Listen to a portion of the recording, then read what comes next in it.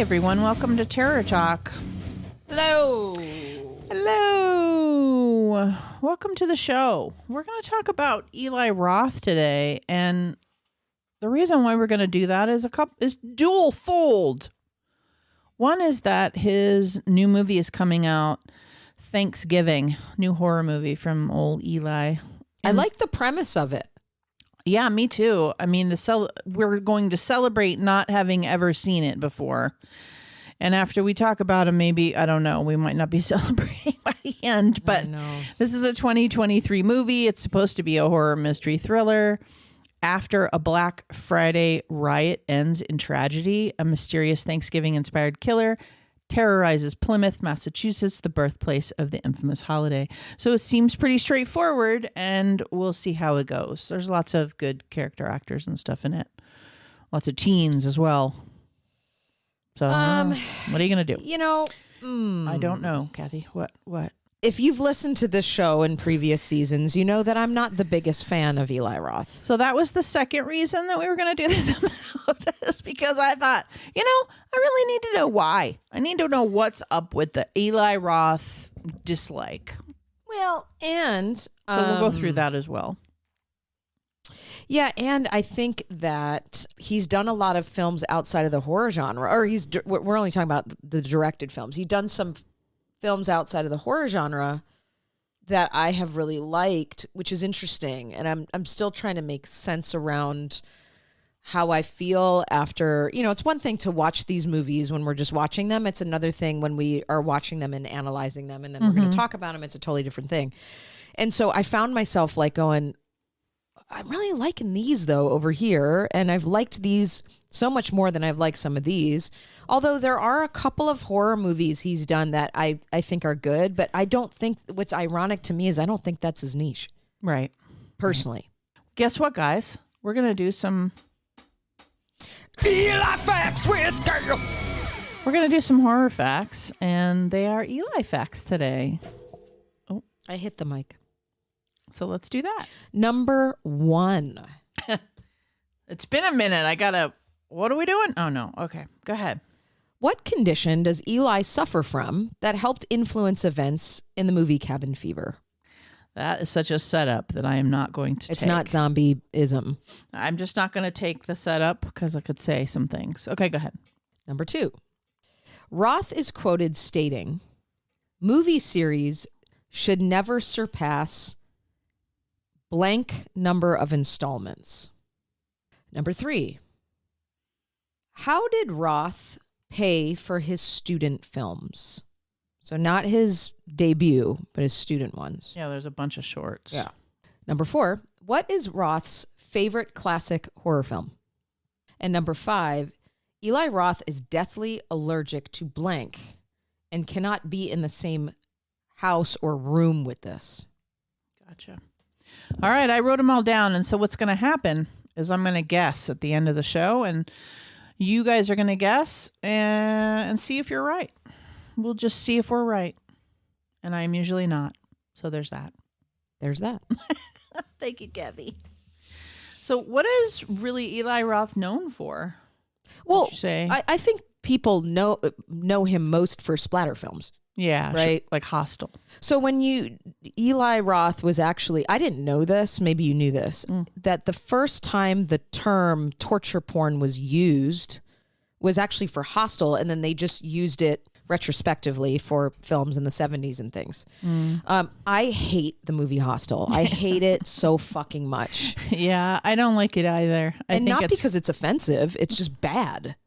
Yeah, I don't like it. I think in some ways it is a little bit of offensive, but I mean, I'm not really offended, I guess, but I can see how it's offensive to others, meaning you create a movie where we just hate everyone and it's gratuitous and it's empty, I guess. It's totally empty. It's empty of things. Like Saw is very clever and filled with character. Yep. And motivation and what's going on, and it's just like really smart.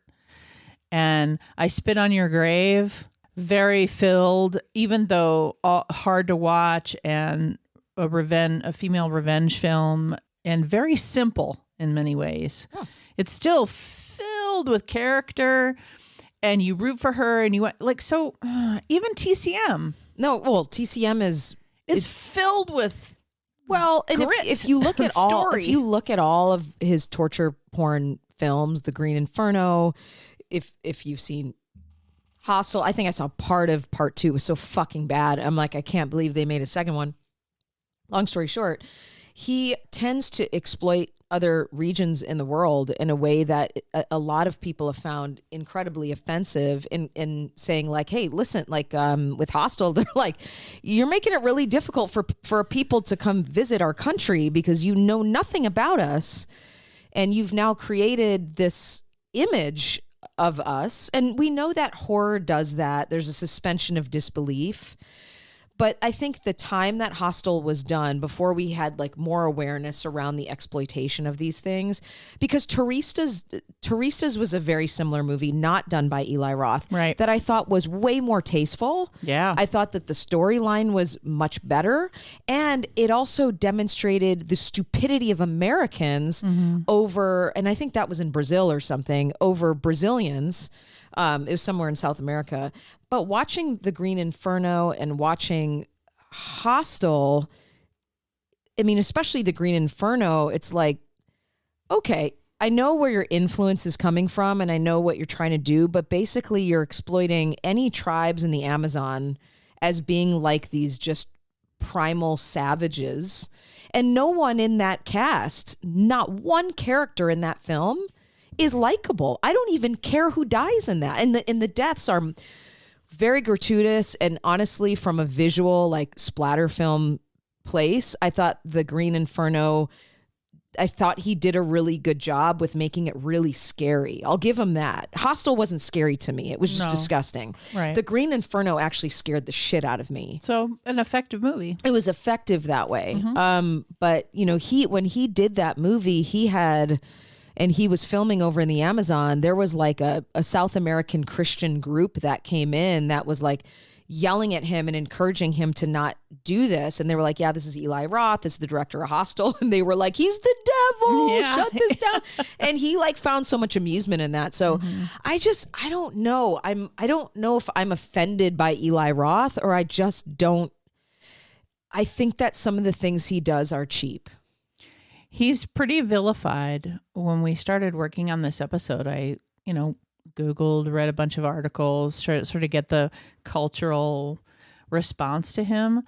And there are so many articles entitled things like, I hate Eli Roth, or there was one I read that was like, Eli Roth, douchebag. Like they're just, now I don't believe in bullying anyone online or in any way, and so those kinds of things I know that's clickbait and it's incendiary and all of that, and I mean we're in media, so but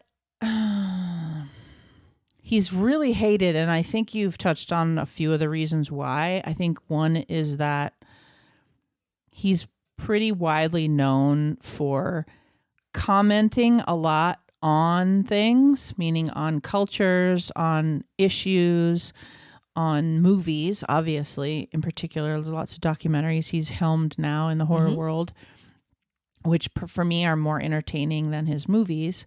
I really like horror documentaries, so I like watching those. But so it's like, your movies are trash, but you're an expert, is that whole feeling, is what people will say.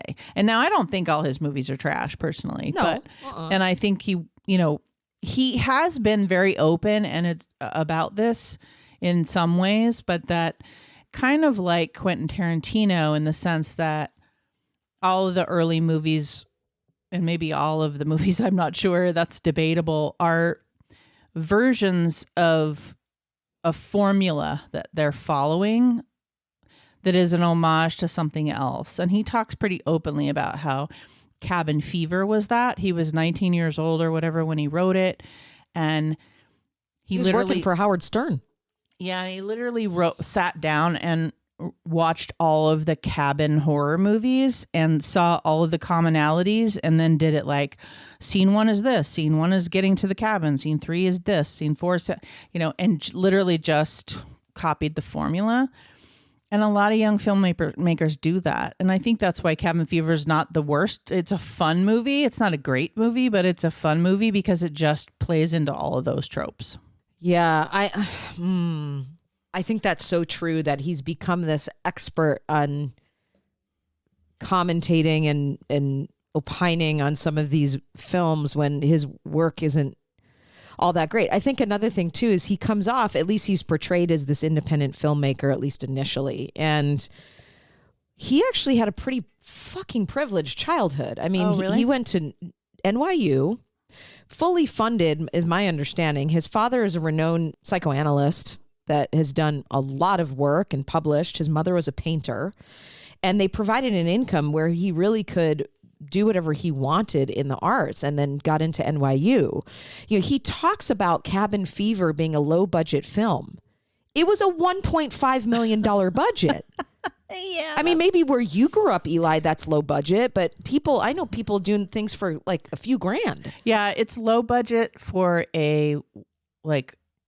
it's mid-budget basically, but it's low budget for a studio low budget film. Yeah, it's not low budget. It's not a student film price. It's not a student film. It's not an indie film. It's low budget for a mainstream, Well, and that's what happened in the industry, right? Is like there was independent films in the 90s, and then the studios got wise to that. And every single studio in Hollywood, I was working in Hollywood at the time, every single studio created an independent branch of their studio and called it something different, and then gave a bunch of money to independent filmmakers to make movies, and then it was branded as an independent film because it was $1.5 to $3 million instead of $10, $15, $20 million. And that became sort of the new independent film. And that's why, we're having a resurgence at film festivals with actual independent films being, very, very, very low budget again. But for 20 years, that was not the case. Yeah. And Eli kind of rose to fame in that period of time. He did.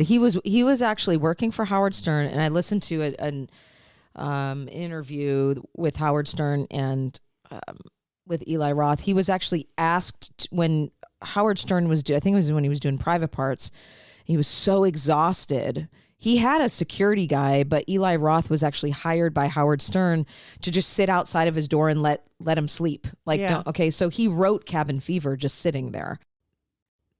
And then he had this, what I would consider pretty high income to then produce the film, because most students don't have $1.5 million to play with. No. So there's that. The other thing, I was watching another interview with him where he did a movie called Knock Knock with Keanu Reeves.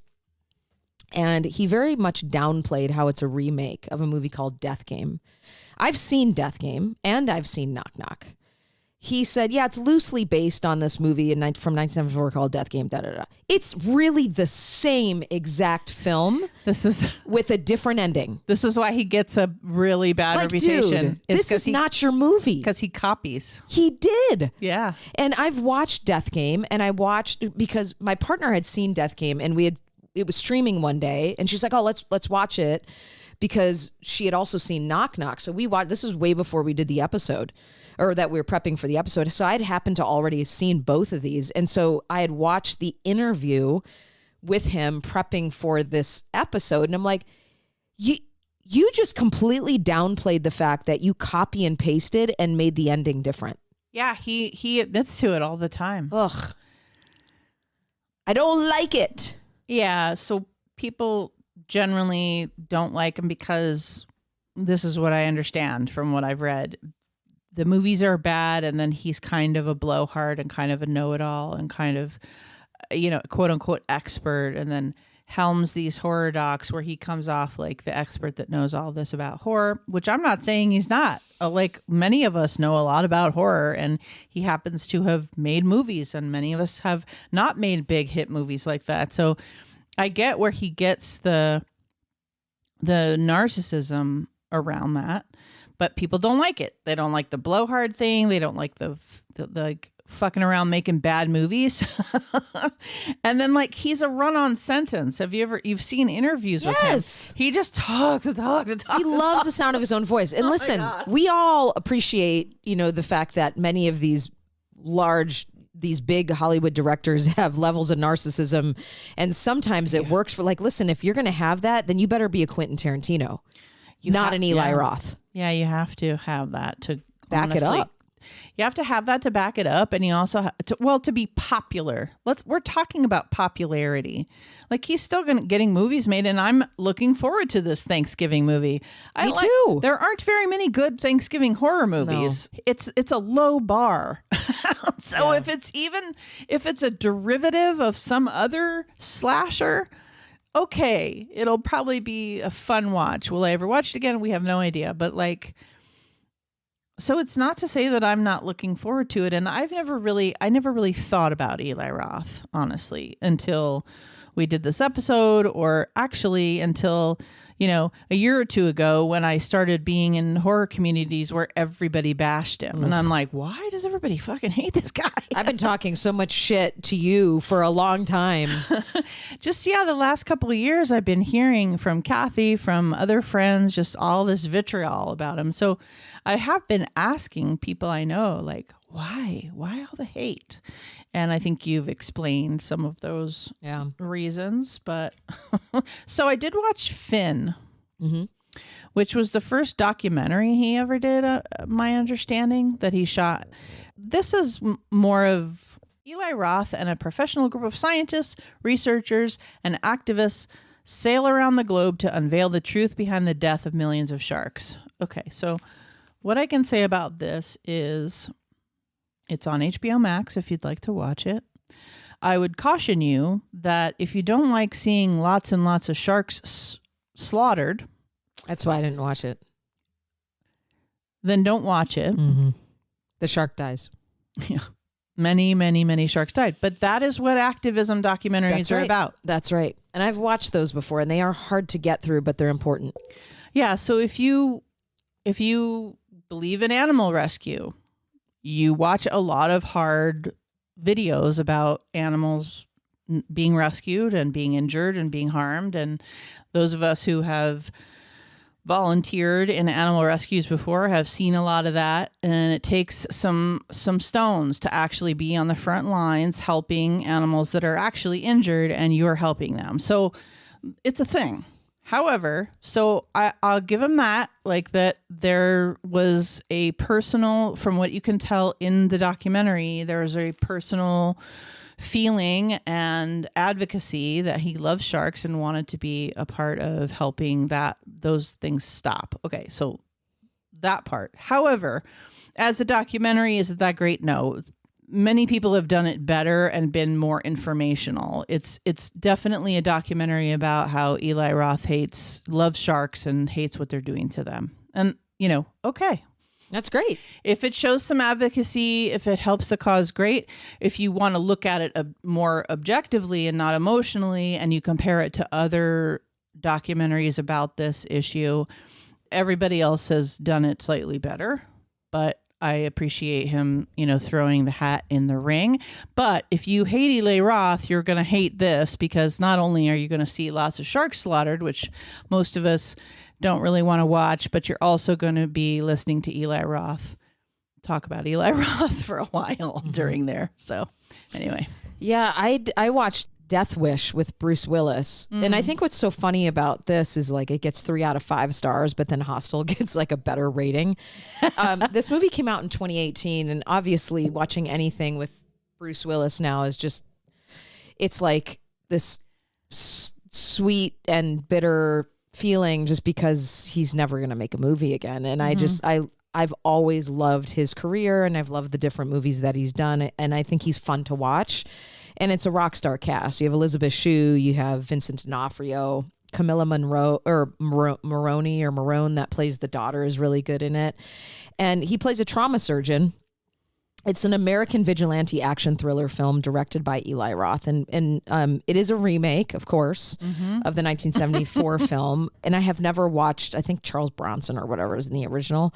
I haven't watched the original, so I can't make the same comparison as I did with Knock Knock. But I really liked this movie, and it kept it has a Taken kind of flavor to it. Right, got it. So you really feel you're in this rush with him. And so what ends up happening is, at the very beginning, Bruce Willis is a trauma surgeon, and he gets called into work one night when they're supposed to go out for his birthday dinner. And that evening, while he's in working an emergency, his wife and his daughter the house gets raided, and his wife dies. This is all I'm not giving anything away. His wife dies, and then his daughter ends up in a coma. And so it becomes this revenge to, who broke in this house and what's the motive. And Vincent D'Onofrio plays I think it's his brother-in-law, so Elizabeth Shue's brother. And it just you're just so rooting for him. It's very character driven. And I love that because you don't get that a lot with his movies. And I really thought, I'm like, wow, if he did more things like this, I'd be able to follow him. Maybe it was Bruce Willis that did it for me, but I feel like the whole movie actually kept me really invested, and I cared, and I wanted them to find who these fuckers were.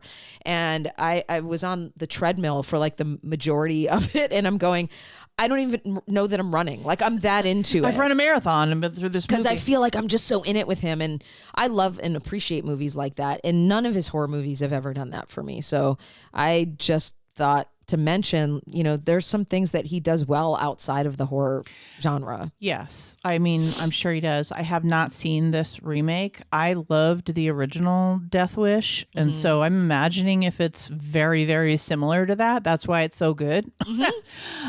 So that's smart, but I don't know. I can't comment on if it's the same, but I love Vincent D'Onofrio. I think he's an amazing actor, and I love Elizabeth Shue. So it sounds like Bruce is supported by some very good actors. And if it's anything like the original, then, that's a smart remake because it was a great movie.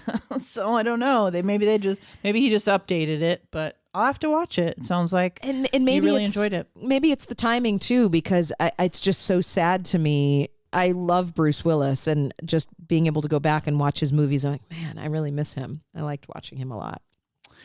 Yeah, he's a part of our growing up. Yep.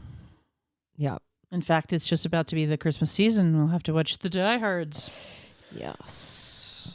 Any other movies you wanted to talk about, or anything else with Eli? Well, I will also say that I did like Cabin Fever. I didn't hate it. Too. I liked it. And it was different. It was clever, and it was fun for its time. It's not one of my favorite horror movies. I thought that there were elements of the Green Inferno that were good, but the last 30 minutes, it's like, where the fuck did this just go? All of a sudden, it became a movie that I was not wanting it to end the way that it did. I don't know. It just did something. The ending was not great. And I went back to look at reviews because I'm like, am I just feeling that it jumped the shark? But most people were like, yeah, like the last 30 minutes. Why is that what he did? Yeah. And it's a savage, it's a cannibal film. So what he does well in that is he makes you fucking terrified, and that works. Yeah.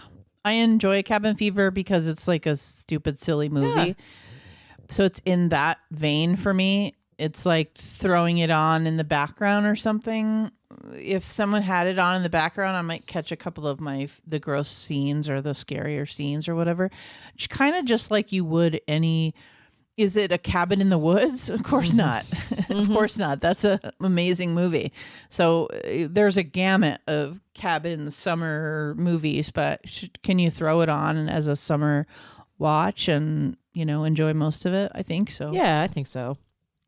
But I have some answers for you.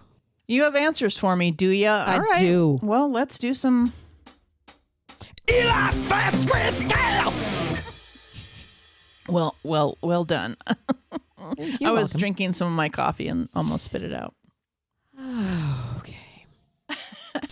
What condition does Eli suffer from that helped influence events in the movie Cabin Fever? Well, I before I answer, I will say that for this episode, I watched his interview with Joe Bob, and I also watched some other interview with me. So I actually feel like I know a couple of these answers. Awesome. But I could just say it and you'd be like, no, you know nothing. I think he has psoriasis. He does. Okay. Okay. And so, yeah, for those of you who haven't seen Cabin Fever, it's about a virus. Right? Yes, it is. And specifically, the skin falls apart. Skin falls apart. Roth is quoted stating, movie series should never surpass blank installments. 3? 2. He's never done more than 2. The This is why people tend to have poor reactions to him. It's sort of very like the view of the world is only through your eyes. You're only doing 2. That's what I've done. Yeah, I mean, that's the thing.